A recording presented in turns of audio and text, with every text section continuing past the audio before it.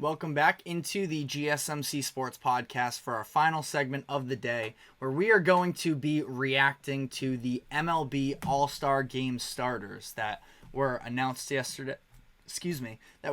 last night. There was a selection show, so we're going to look through both conferences and talk about the starters. Now, the All-Star Game is going to be taking place in Arlington, Texas this year, and we're going to have not very much representation from the home team, at least as the first set of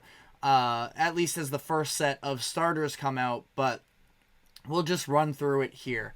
Playing catcher is Adley Rutschman. It was coming down between him and Salvador Perez, and Rutschman, who was just been a star ever since he came up in Baltimore. He ends up getting his first ever starting selection. Now, I love me some Salvi Perez, and he's been having an incredible bounce-back season that deserves a ton of love. He has to be in the All-Star Game, I'd have to imagine, but one thing that you're also going to see is a lot of love for the Baltimore representatives. The fans did an incredible job voting for their players. Now, quick tangent is the fact that I do feel like they probably need to, change up the way that they do.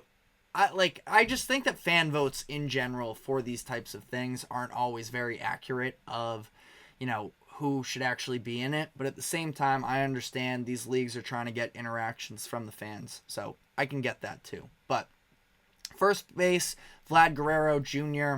I can double check my notes here. It was with Ryan Mountcastle, again, another representative of the Baltimore Orioles, where maybe he makes it as a reserve. But I mean, Vladdy was just getting hot at the perfect time at the time of this voting coming out. I think he's riding a 9-game hit streak. He had a streak of, I think it was 3 or 4 straight games with a home run, I know, during that New York series. So, Vladdy, it's really nice to see, because obviously we saw him emerge onto the scene when he was first coming on, and it was super exciting. Of course, the fact that his dad was in the MLB, and there's all those pictures of him from years ago at the Home Run Derby, and it was, it seemed like it was destined to be. And then his numbers really dipped off from that 2021 season, where it just was never the same. And for the first part of this season,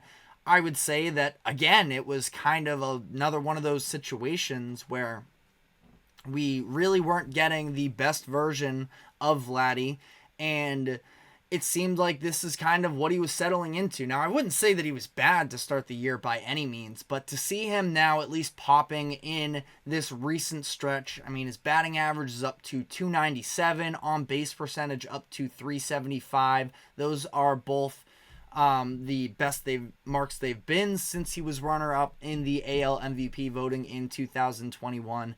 And, we see him crushing homers again. It's just, I think it's a lot more fun when we see Vladdy playing his best, and that is where it's currently at. Second baseman, Jose Altuve. I believe this is going to be his 8th selection, 9th possibly.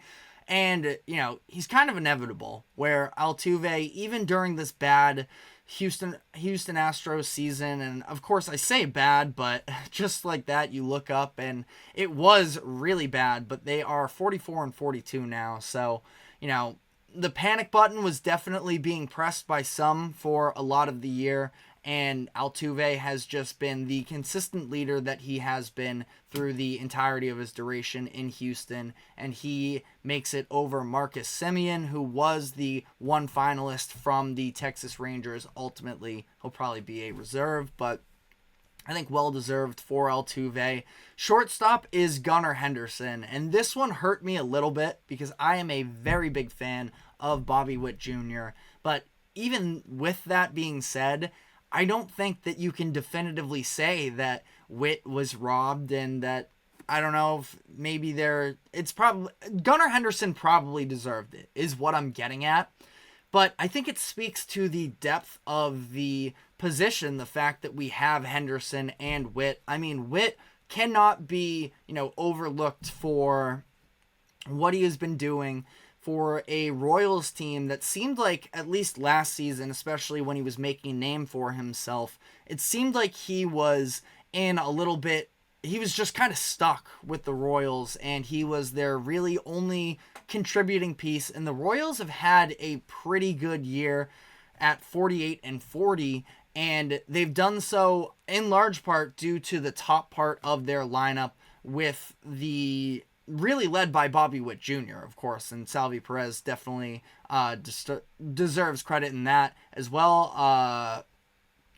But I think that ultimately, Henderson being top 3 in the American League for home runs and OPS, I think it's hard to root against that. But again, I think that it is more of a statement than anything on the future of the position, and that we are in a pretty good position moving forward. Third base, it was always Jose Ramirez. I mean, somebody who just does not get the respect I feel like he deserves across the league. And I think it's the Cleveland market, because I sort of have these same sentiments to the other Cleveland representative. We'll just, I guess, briefly hop up there as well, is Steven Kwan, as the Guardians have been tremendous this year, 53-31, and both of these players deserve a ton of love. Jose Ramirez has deserved this love for a while. Also, seeing Kwan elevate his game to the way that he has been tremendous to see as well. But I guess while we're on the note of the outfield, we can round it out with Aaron Judge and Juan Soto. Really no-brainers there. Outside of just the New York bias, they absolutely deserve it. But I think that it is a little bit of a statement on Kwan being in, the conversation with these two the biggest market outfielders, and the fact that he carved out a name for himself, I think is awesome. But last position here, designated hitter, it is Yordan Alvarez, maybe my favorite player in baseball, and I think that this is his first time starting now that Shohei Ohtani, or at least been selected as the starter, now that Shohei Ohtani is out of the American League. He edges out Ryan O'Hearn. Again, a lot of representatives in the conversation here for Baltimore. So it was Westberg, who I didn't mention. He was the runner-up behind Ramirez. It was Westberg, O'Hearn, and Mountcastle were 3 finalists that didn't make it. So we'll see how many of them end up making it as reserves. So we will see about that. But running through the National League here as well, at catcher, William Contreras of the Milwaukee Brewers. You have Bryce Harper making his first ever All-Star Game as a first baseman, which is interesting. We're going to dive into the conversation a little bit about how different the outfield currently looks now than in usual years, but definitely substantial there of Harper being able to carve out this role for himself at first base. Second base, Ketel Marte of the Arizona Diamondbacks. Third base, Alec Boehm of the Philadelphia Phillies. A lot of Phillies representation too, you will see as we move on here. And Boehm is definitely a feel-good story, the way that he was able to sort of overcome, I wouldn't even say it was odds necessarily, in terms of, he was a very well-known prospect coming into the league, but had his ups and downs along the way, and now he is the starter here, so you have to feel good about that.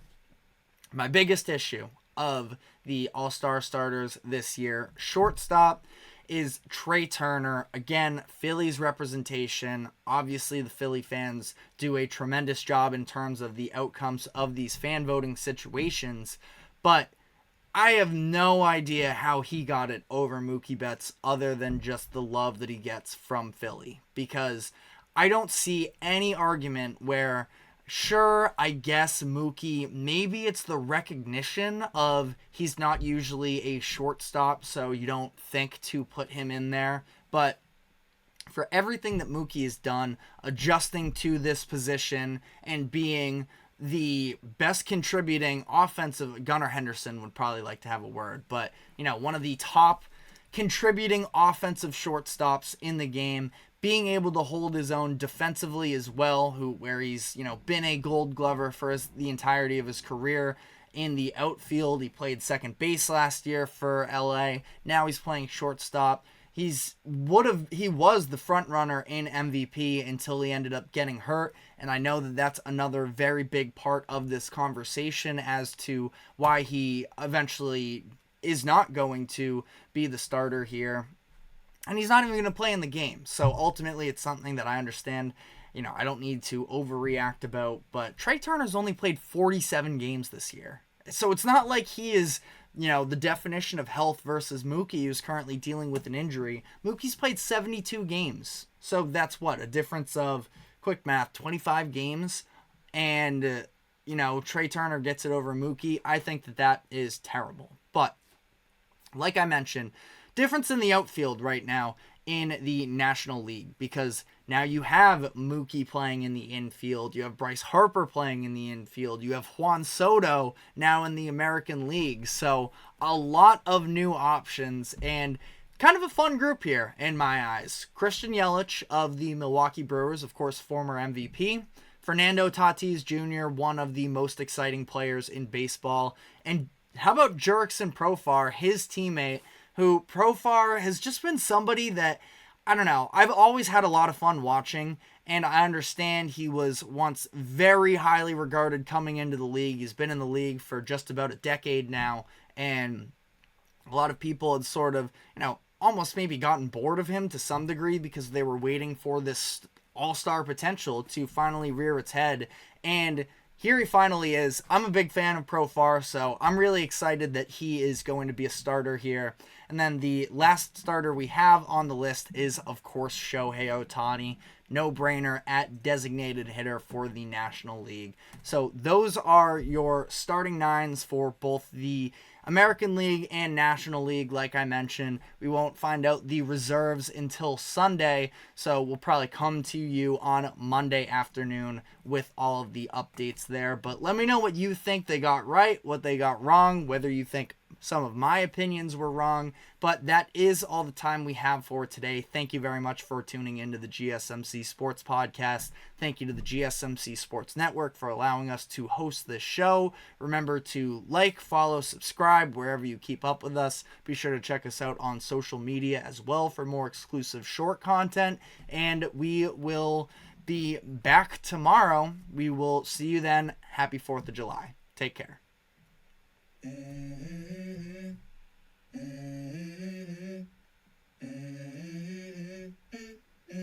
Let's go. I wake up to a little bit of drool on my pillow, feel like it's gonna be a bad day. Yeah, I'm tired of shit, and the coffee ain't hit yet. Damn, ain't that great.